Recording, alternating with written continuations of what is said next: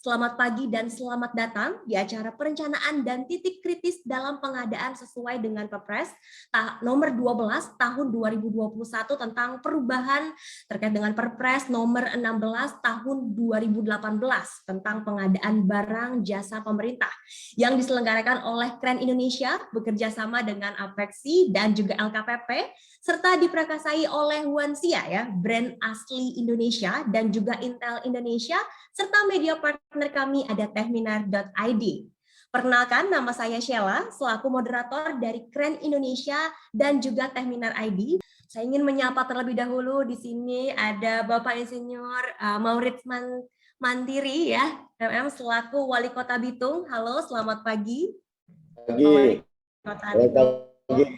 Pagi, sehat selalu semua. Sehat, Pak. Lalu di sini yang kedua saya juga ingin menyapa ada Bapak Insinyur Fadli Arif ya selaku Direktur Perencanaan, Monitoring dan Evaluasi Pengadaan LKPP. Selamat pagi. Selamat pagi, selamat siang Pak Wali Kota. Dan pada awalnya, Bapak Ibu, pengadaan barang dan jasa pemerintah diatur pada Perpres nomor 16 tahun 2018.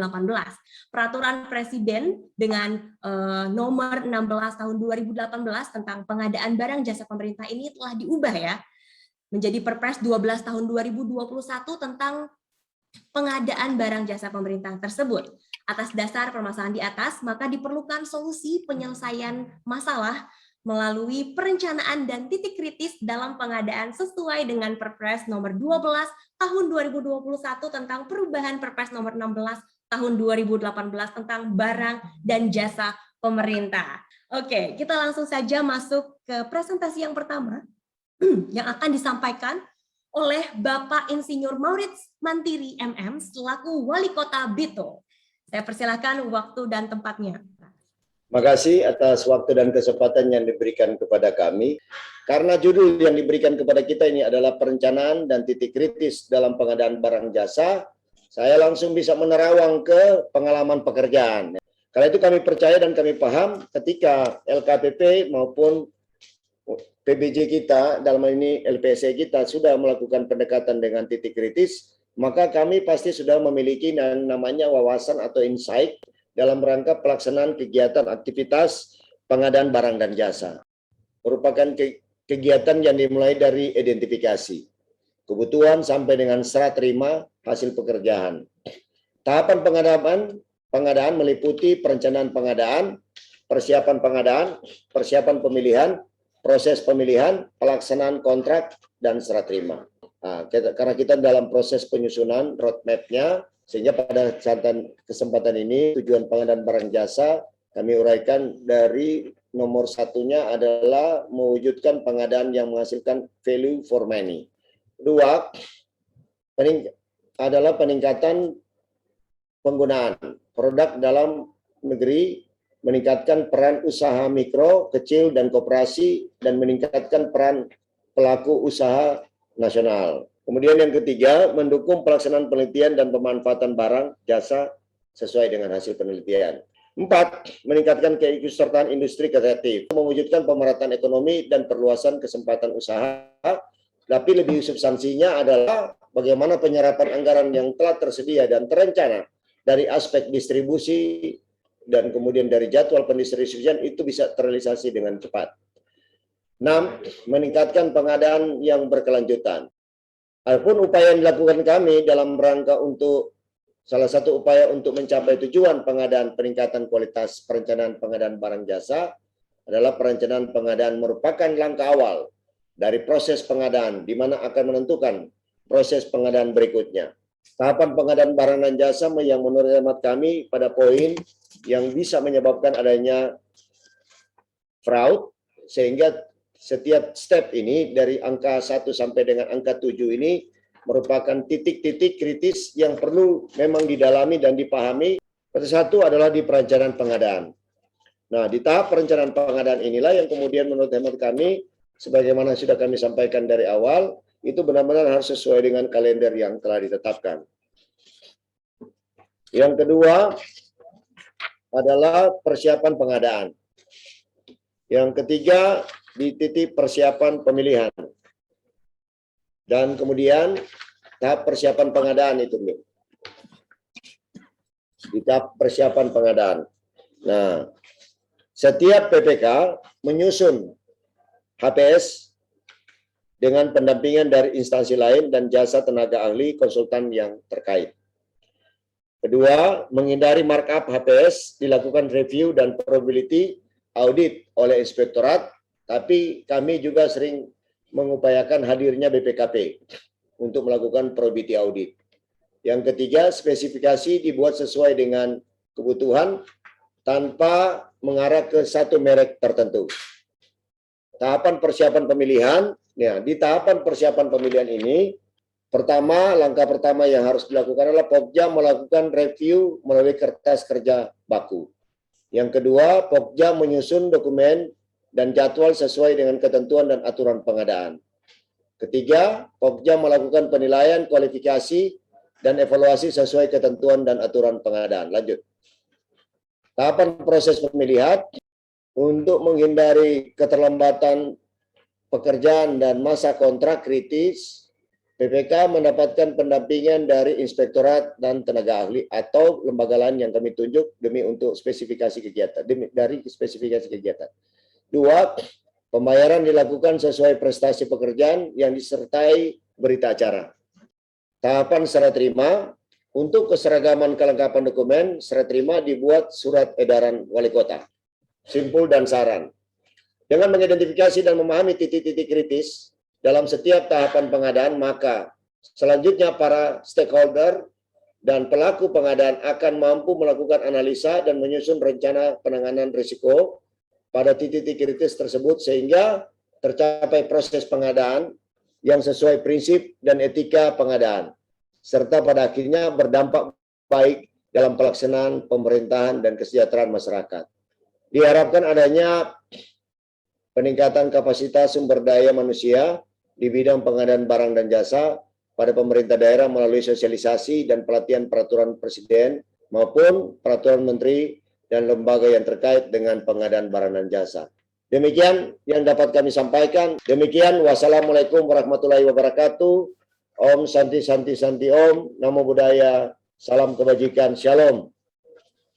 Ya, terima kasih ya Bapak Wali Kota, Bapak Insinyur Maurits Mantiri MM ya, selaku Wali Kota Bitung untuk presentasinya. Oke, selanjutnya kita akan masuk ke penyampaian materi selanjutnya yang akan dibawakan oleh Bapak Insinyur Fadli Arif selaku Direktur Perencanaan, Monitoring, dan Evaluasi Pengadaan LKPP.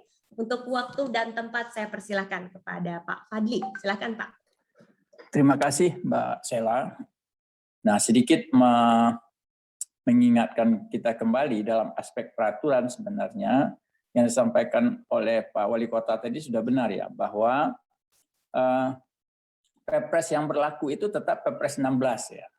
Jadi Perpres 16 tahun 2018 dan dengan perubahan Perpres 12 tahun 2021.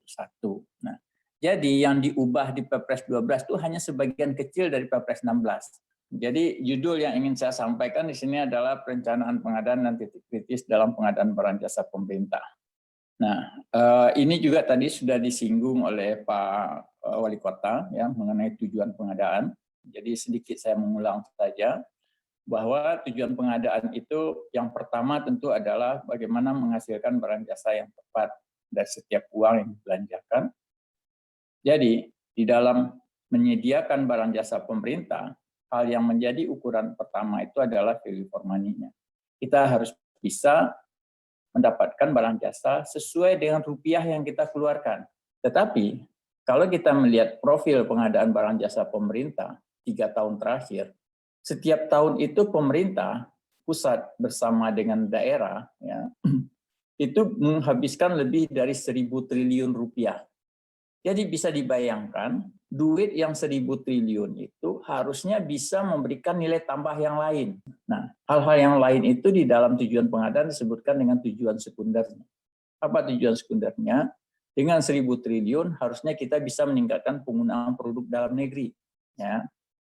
Contohnya misalkan, kalau dari 1.000 triliun itu kita belanjakan sekitar 10 triliun untuk beli komputer, kenapa tidak kita bangun pabrik komputer di sini? Hal yang sama itu juga kita bisakan logikanya untuk meningkatkan usaha mikro dan usaha kecil serta koperasi. Nah, kemudian kita juga berbicara tentang pelaku usaha nasional. Ya, kalau tadi kita berbicara produk di dua tempat, meningkatkan produk dalam negeri dan produk usaha kecil, maka kita meningkatkan peran pelaku usaha. Nah, ini terutama di bidang jasa. Ya. Kemudian kita juga akan berbicara tentang tujuan pengadaan, bagaimana memanfaatkan penelitian, hasil penelitian. Ya. Kemudian kita juga akan berbicara tentang industri kreatif. Kemudian mewujudkan pemerataan ekonomi dengan kesempatan usaha yang lebih luas. Dan yang terakhir, bagaimana kita bisa meningkatkan pengadaan yang berkelanjutan. Perlu kita lihat juga bahwa siapa sih yang melakukan pengadaan barang jasa itu. Aktor utama di dalam perencanaan pengadaan itu adalah pengguna anggaran. Nah, tentu pengguna anggaran itu bukan satu orang, tetapi tersebar di seluruh kementerian, satker, atau Pemda. Ya. Kemudian pelaku yang lain adalah kuasa pengguna anggaran. Karena kita tahu bahwa pengguna anggaran itu adalah ex officio dari kepala pimpinan satker, gitu ya. Sehingga tidak mungkin juga bahwa pengguna anggaran kemudian yang bisa mempunyai waktu yang cukup juga untuk mengeksekusi pengadaan barang jasanya. Oleh karena itu, pengguna anggaran harus menunjuk seorang kuasa pengguna anggaran. Di samping itu juga ada pejabat pembuat komitmen, ya, yang membantu kuasa pengguna anggaran atau membantu pengguna anggaran di dalam proses pengadaan barang jasanya. Nah, pihak lain yang juga bisa terlibat dalam pengadaan barang jasa tentunya adalah pengelola pengadaan barang jasa atau JAFUNG, ya, JAFUNG PBJ, atau personel lainnya, atau tim teknis, atau agen pengadaan yang bisa kemudian membantu para pelaku pengadaan utama ini, ya, PA, KPA, dan pejabat komitmen ini di dalam menyusun perencanaan pengadaan. Nah, kapan waktu yang tepat untuk menyusun perencanaan pengadaan ini? Ya, kalau kita lihat di dalam peraturan LKPP nomor 11 tahun 2021, untuk di daerah, ya, maka penyusunan perencanaan pengadaan itu dimulai bersamaan dengan pembahasan Raperda tentang APBD dan DPRD. Artinya apa? Bahwa penyusunan RKA PD-nya itu sudah selesai, ya, itu sudah selesai, baru kita masuk ke dalam tahap perencanaan pengadaannya. Nah, tetapi ada kasus tertentu dimungkinkan bahwa perencanaan pengadaan itu dimulai dengan bersamaan dengan menyusun RKA-nya. Tetapi di luar ini, ya, waktu penyusunan penganggaran juga perencanaan ini juga bisa berlangsung sepanjang proses tahun berjalan, karena di sana ada perubahan-perubahan strategi. Nah, ini kalau kita lihat di dalam Perpres Peraturan Pemerintah Nomor 12 Tahun 2019 tentang pengelolaan keuangan daerah, ya, ada 13 tahap di dalam waktu penyusunan APBD, maka penyusunan perencanaan pengadaan itu dapat dilakukan ketika dilakukannya pembahasan persetujuan RAPBD dan DPR. Jadi ketika kita sudah selesai menyusun RKA di poin nomor 8, maka pada saat itu kita sudah bisa juga melakukan proses penyusunan perencanaan pengadaan. Untuk meningkatkan kualitas perencanaan pengadaan ini, maka beban-beban perencanaan pengadaan yang sebelumnya masuk dalam era perencanaan pengadaan, kemudian sekarang ini harus dipertimbangkan ketika menyusun rencana kegiatan anggaran. Jadi maksudnya adalah, ya, ketika PA menyusun rencana kerja anggarannya, maka identifikasi kebutuhan barang jasa itu benar-benar sudah sesuai dengan rencana kerja. Artinya, hal-hal yang tadinya itu semuanya diperhitungkan di dalam perencanaan pengadaan, maka di Perpres 12, hal-hal tersebut ditarik ke dalam waktu ketika menyusun anggaran. Nah, kita coba melihat satu persatu terkait dengan strategi pencapaian tujuan tadi, ya. Pertama, untuk peran usaha kecil dan koperasi, ya. Di sini kalimatnya adalah KLPD wajib menggunakan produk usaha kecil serta koperasi dan hasil produksi dalam negeri. Kemudian ada kewajiban melakukan paling sedikit 40% dari nilai belanja. Nah, kalau kita lihat di tahun 2021 ini belum tercapai, ya. Pencapaian tahun ini baru sekitar 28%. Kemudian meningkatkan paket ya untuk usaha kecil sampai dengan 15 miliar. Kemudian kita juga mendorong memperluas peran usaha kecil ini dengan memasukkan di dalam katalog elektronik. Kemudian di samping itu di dalam Perpres ini kita juga menggunakan strategi yang lain ya, selain berkontrak dengan usaha kecil, tetapi juga ada aturan terkait dengan kemitraan, subkontraktor atau kerjasama yang lain dengan usaha kecil. Nah, ini juga diatur di dalam proses pengadaan barang jasa kita, ya, terutama nanti berbicara di dalam dokumen kontrak. Ya. Untuk dokumen kontrak pengadaan yang besar-besar itu ada pengaturan terkait dengan kewajiban untuk melakukan kemitraan atau subkon dengan pihak lain dengan usaha kecil. Kemudian terkait produk dalam negeri, ya kebetulan angkanya juga sama ya 40% juga, tetapi 40% di sini bukan dari segi alokasi anggaran, tetapi adalah dari segi nilai TKDN plus BMP-nya. Nah, kewajiban produk dalam negeri ini juga bisa dimulai sejak perencanaan, bisa sejak persiapan, atau pada saat proses pemilihan. Ya. Jadi jatuh kata-kata wajibnya itu bisa dalam 3 fase ini. Ya. Ketika kita merencanakan, kita sudah tahu ada nilai BMP-nya 40%, maka pada saat itu kita wajib membeli produk dalam negeri. Begitu juga ketika PPK melakukan persiapan, baru ketahuan bahwa ada produk yang 40%, maka pada saat itu kemudian diubah strateginya menjadi membeli produk dalam negeri. Kemudian dimungkinkan pengadaan impor, ya dalam hal memang program negeri belum memenuhi. Nah, ini yang menarik berbicara pengadaan yang berkelanjutan ya. Jadi apa yang dimaksud dengan pengadaan berkelanjutan? Ya. Jadi pengadaan berkelanjutan itu bisa juga digunakan sebagai menggunakan pendekatan konsumsi dan produksi yang bertanggung jawab.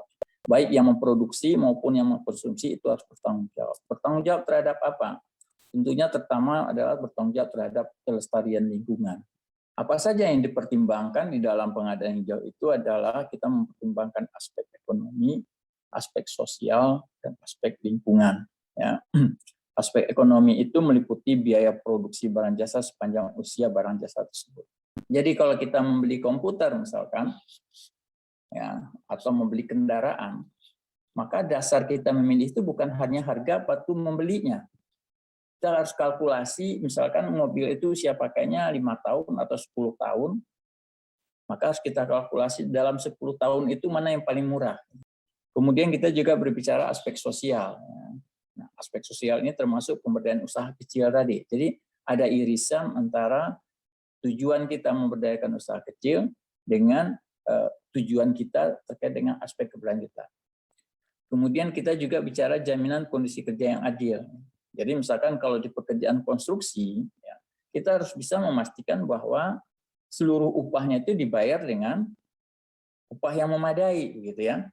Termasuk pemberdayaan komunitas usaha lokal. Kemudian kesetaraan, ya, misalkan tidak boleh ada halangan bagi misalkan kita untuk boleh ikut atau tidak boleh ikut, itu nggak boleh. Bahkan ada keberpihakan seperti itu, termasuk keberagaman, ya. Kemudian aspek lingkungan hidup, ya, itu mengurangi dampak terhadap kesehatan, kualitas udara, ya, kualitas air. Nah, oleh karena itu dalam aspek lingkungan hidup ini kita bisa melihat dari 2 aspek, ya. Dilihat dari aspek produk, kita membeli produk-produk ramah lingkungan, tapi dari aspek produsen kita juga bisa memilih juga dari produsen-produsen yang sudah menerapkan industri hijau. Pelestarian bumi ini, ya, melalui pengadaan yang berkelanjutan ini adalah pertama adalah mengurangi konsumsi. Jadi pikirkan lagi kebutuhan kita, ya. Apakah ini memang sudah urgent atau belum, masih bisa ditunda, gitu, ya. Yang kedua, mengurangi itu juga dengan cara bisa menyebar ulang, ya. Jadi dipakai, didaur ulang, gitu ya. Kemudian bisa berbagi pakai, ya. Kemudian juga bisa juga mengurangi ini dengan cara memperbaiki yang sudah ada. Kemudian strategi selanjutnya yang bisa kita lakukan juga adalah menggunakan kembali atau juga bisa melakukan mencari alternatif. Nah, selanjutnya memanfaatkan produk jasa hasil penelitian dalam negeri. Ya. Kalau kita lihat, ya, belanja barang, ya, jadi ini bukan belanja barang jasa, tapi membelanjakan barang saja. Di dalam APBD tahun 2021 ini nilainya 193 triliun dari 1.000 triliun tadi. Pertanyaannya, sudah seberapa besar kita memanfaatkan hasil penelitian untuk memenuhi kebutuhan kita ini? Melalui Perpres 16 ini, kami ingin irisan ini makin lama makin besar. Kalau kita lihat data dari Kemenristek-Dikti, ya ternyata hasil penelitian dalam negeri kita itu banyak, ya, cukup banyak. Anggarannya juga cukup besar, ya. Apa yang dihasilkan dari lembaga riset ini? Kalau kita lihat, ya, yang berbentuk hak kekayaan intelektual, ya, itu dari 4.000 2017 menjadi 6.584 di tahun 2018. Begitu juga dalam bentuk jumlah prototipe industri, ya, tahun 2018 ada 41, ya, dari 25 target. Ini artinya apa? Kebanyakan hasil penelitian dalam negeri kita hanya berhenti di sini. Jarang sekali kemudian yang dari jumlah prototipe research and development berubah menjadi produk yang bisa dikonsumsi. Ini yang harus kita pacu ke depannya. Kita pilih produk-produk mana yang sesuai dengan kebutuhan barang jasa pemerintah, dan itu yang akan kita kembangkan.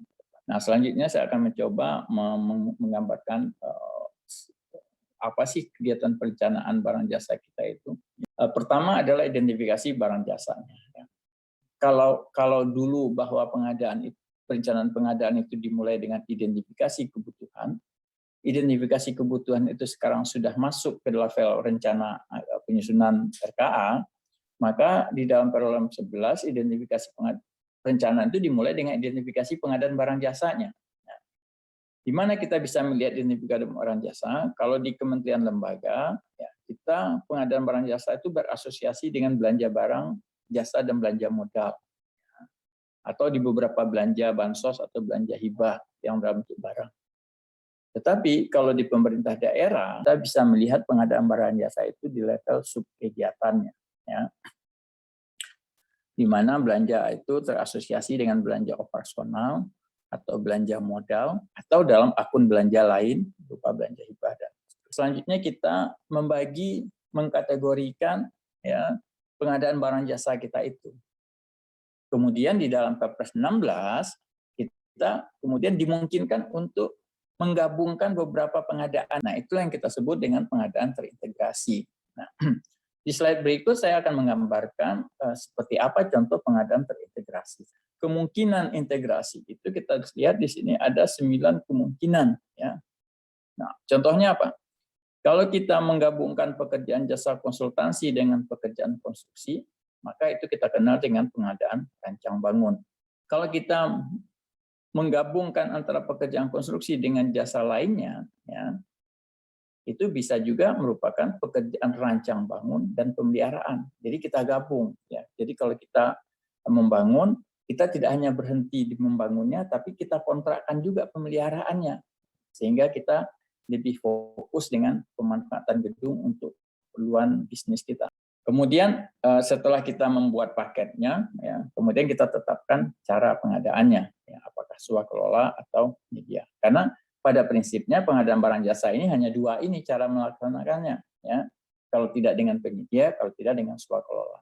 Prinsipnya kita serahkan sebesar-besarnya kepada penyedia. Kenapa? Supaya kita lebih fokus dengan tugas utama kita, sehingga kebutuhan pengadaan barang jasa kita serahkan kepada kemudian pemaketan, ya.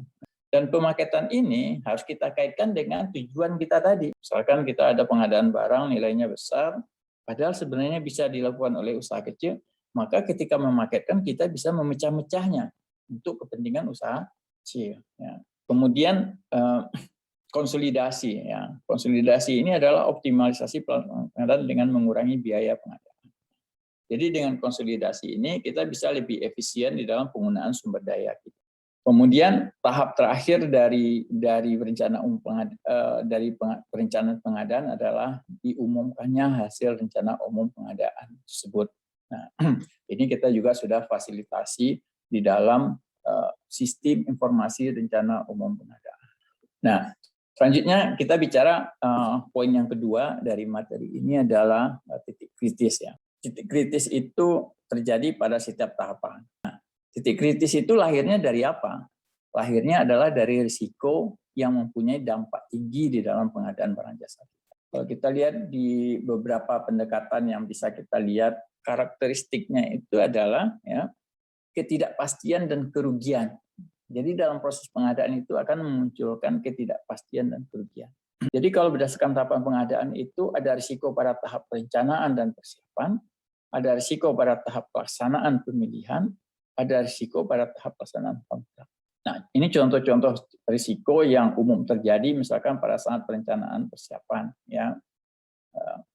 Ekspektasi waktu atau biaya yang tidak realistis, ya.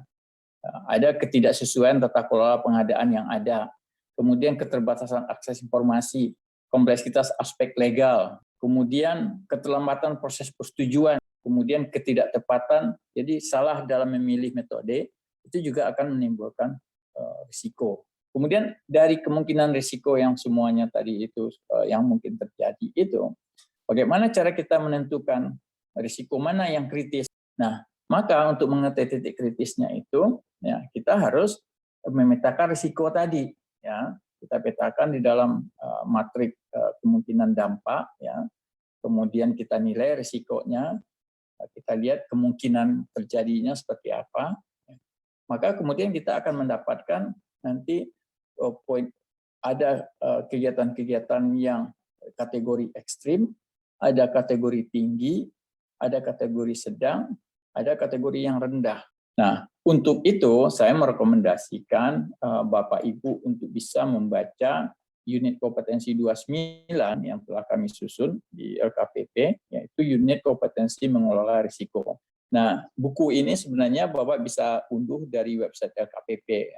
Saya kira itu yang bisa saya sampaikan ya pada kesempatan ini. Ya, terima kasih Pak Fadli Arif ya dengan pemaparannya yang cukup detail Bapak Ibu.